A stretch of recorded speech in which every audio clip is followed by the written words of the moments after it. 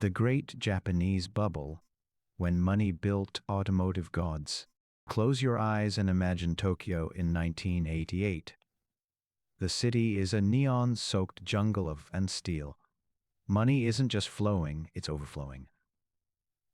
Are catching taxis with 10,000 yen notes because they're too impatient to wait for change. The land underneath the Imperial Palace is theoretically worth more than the entire state of California. In the bars of Ginza, people are drinking champagne with gold flakes. This was the bubble era, period of economic hysteria that felt like a party that would never end. But while the stock market was soaring, something even more incredible was happening inside court of Toyota, Nissan, Honda, and Mazda. For a brief 5-year window, the concept of budget simply ceased to exist. Engineers were given total freedom. Accountants were told to stay quiet. And the result? A generation of cars so over-engineered, so advanced, and so iconic that they still dominate car culture today. Today on AutoMogul, we are diving deep into the madness of the Japanese bubble economy. We'll explore how financial fluke created the Godzilla, the first everyday supercar, and a billion-dollar sedan that terrified Mercedes-Benz. This is the story of when Japan had too much money, and the automotive world went beautifully insane. Chapter 1. The economics of the infinite budget. To understand the cars, we have to look at the math. It all started in 1985 with the Plaza Accord. The world's major powers agreed to depreciate the US dollar against the Japanese yen. Suddenly, the yen became incredibly strong. To prevent a recession, the Bank of Japan slashed interest rates to the floor. Cheap credit flooded the market. Suddenly, everyone had access to nearly free money. Banks were practically begging people to take loans. This fueled a massive surge in stock prices. Japanese corporations found themselves sitting on Zeikai, mountains of surplus cash. For the car industry, this meant one thing: the 911 movement. Nissan, for example, set a goal to become the world's technology leader by 1990.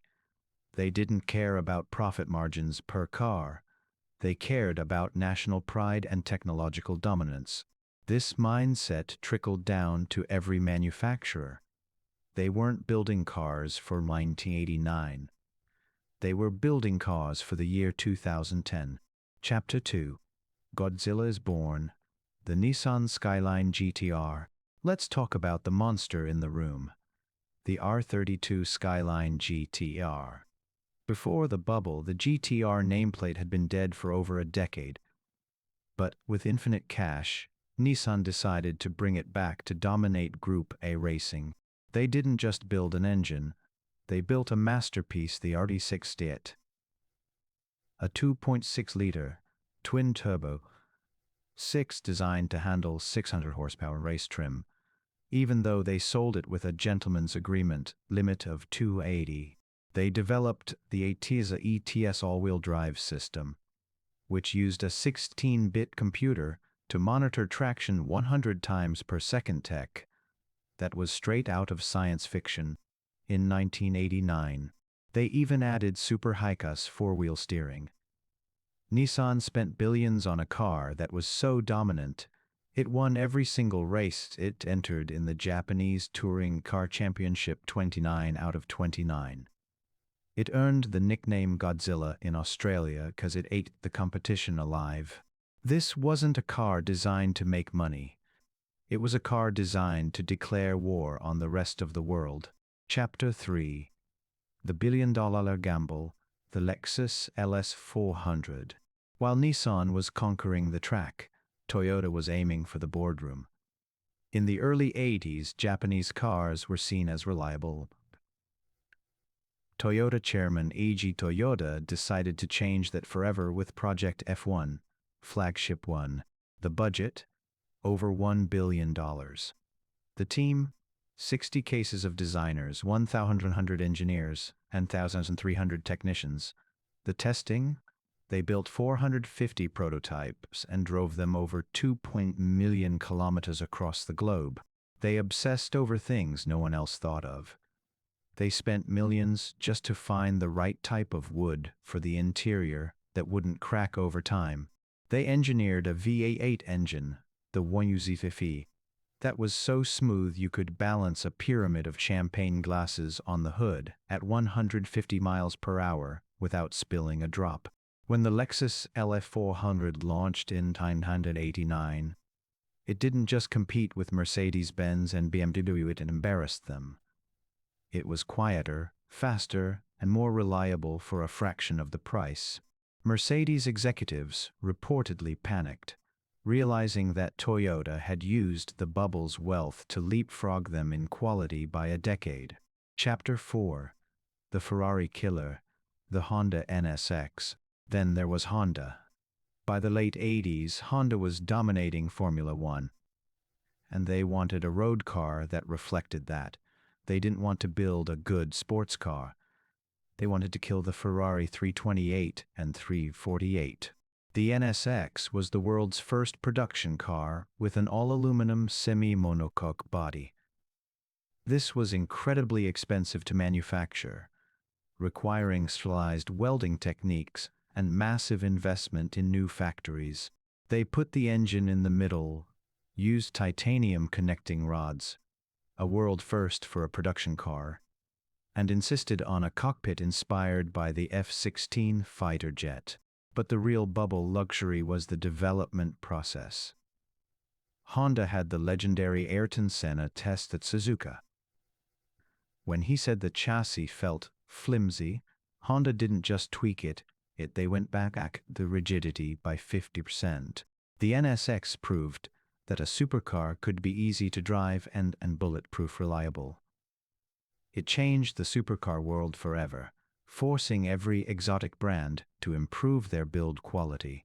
Chapter 5. Technological Overload, Mitsubishi and Mazda. The madness wasn't limited to the big three. Mitsubishi decided to put every piece of technology they could find into one car, the 3000 GT or GTO. It featured active aero front and rear spoilers that moved automatically based on speed. It had an active exhaust system where you could change the sound from the cabin, four-wheel steering, and electronic-controlled suspension. It was a 1,700-kilogram rolling supercomputer. In today's money, the development costs would be astronomical. But in 1990, it was just another Tuesday at Mitsubishi. Meanwhile, Mazda having its own rotary fever dream. They launched the Unos Cosmo, a luxury coupe. It's the first car in the world to feature a built-in GPS navigation system. It was powered by a triple-rotor 20B engine that was as smooth as silk and as thirsty as a cargo ship. And then, of course, there was the RX-7 FD, a car so beautiful that many believe it is the pinnacle of automotive design. Mazda's engineers were so overweight that they even made the bolts on the car hollow to save grams. That is the kind of detail you only get when money is no object. Chapter 6. The ABC Trio, Small Cars, Big Dreams. Even the smallest cars, the K cars, weren't immune to the bubble. Japan created the ABC Trio. The Automotive AZ1, the Honda Beat, and the Suzuki Cappuccino. The Automotive AZ1 was a tiny mid-engine sports car with gull-wing doors designed by Mazda. Imagine the cost of engineering gull-wing doors for a car that barely fits a human being. It made no financial sense, but in the bubble, if it was cool, it was built. These cars were the ultimate toys for a nation that had everything. Chapter 7.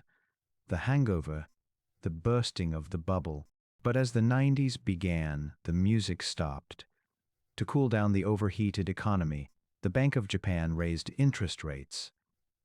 The stock market, which had been built speculation and cheap debt, collapsed. Real estate prices plummeted. The infinite research and development budgets vanished overnight. Car companies that were planning even wilder machines suddenly had to focus on survival. This led to the lost date of the 90s. Plans for mid-engine supercars from Nissan and Toyota were scrapped. The legendary engines we love today, the 2JZ, the RB26, the 13B, were the final gifts from an era that was dying. Companies moved their production overseas, simplified their designs, and started focusing on efficiency and fit margins, the two words that engineers in the 80s were allowed to ignore. Conclusion: the legacy of the legends. We will likely never see another era like the Japanese bubble. Today, the automotive industry is governed by strict emissions laws, global platforms, and ruthless cost-cutting. Car development is now a science of can we save, rather than how far can we go. But the ghosts of the bubble are still with us. You see them at car meets, on posters, and in racing games. A 30-year-old Skyline or Supra often costs more today than a new Porsche. Why? Because we know they were built during a time of pure, unadulterated ambition. They were built when Japan was at the top of the world and wanted to prove it through engineering. The bubble era was a financial disaster for many, but for us, the car enthusiasts, it was a miracle. It was the moment when passion, technology, and unlimited cash collided to create legends that will live forever. Thanks for watching AutoMogul.